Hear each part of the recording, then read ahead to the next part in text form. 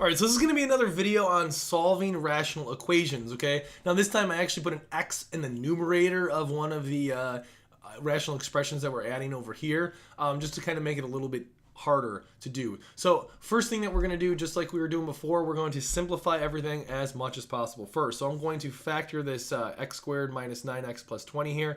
Two numbers that multiply to get this 20 and add to get negative 9 would be negative 5 and negative 4. So you would end up with 20 over x minus 4 and x minus 5, like so. And then over here, we're going to want to get common denominators here. So what we're going to do is multiply the top and the bottom here by x minus 5. So you're going to end up with x squared minus 5x. And then it's going to be divided by x minus 4 times x minus 5. And then we're going to do the same thing over here. This 2 right here, we're going to multiply it by x minus 4. And we're going to multiply the bottom by x minus 4. So you're going to have a common denominator of x minus 4 times x minus 5. So this is going to be plus 2x minus 8. Okay, and then we have the common denominators here.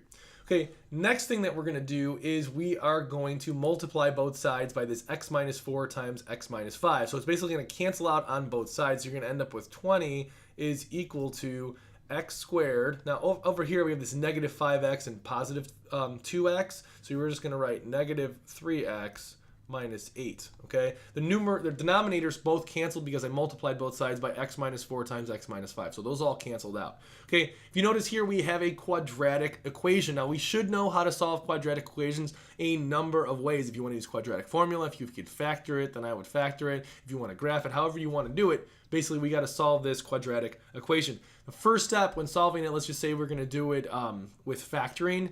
If you wanted to use zero product property, or if you wanted to use quadratic formula, either way you're going to want to get rid of this 20 and subtract it from both sides to get the following. So we're going to subtract it on this side, it'll be 0. If you subtract it on this side, you'll get x squared minus 3x minus 28, because you have the negative 28 and then you're minusing another 20 from it, so it's getting even smaller to negative 28. Now this problem in particular is pretty easily factored. So you can think of two numbers that multiply to get negative 28 and add to get negative 3. Those two numbers would be, so if you were going to do the factoring method, the AC is equal to negative 28, and you're looking for two numbers that multiply or that add to get negative 3. That would just be negative 7 and positive 4.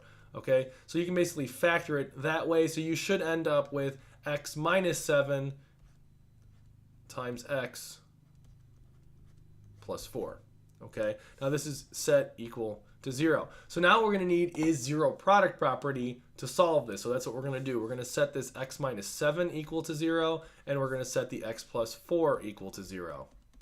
Okay, the x minus 7, you add the 7 over, obviously you're going to get a 7. If you subtract the 4 over, you're going to get a negative 4. So we have two answers of 7 and negative 4. Now you're going to want to check both of these to make sure that they're not excluded values in the original equation, that we're not dividing by 0 with anything. If you check, you can see that we're not. So those would be the answers. So that's basically another example of solving rational equations. If you have any questions on anything in this video, let me know.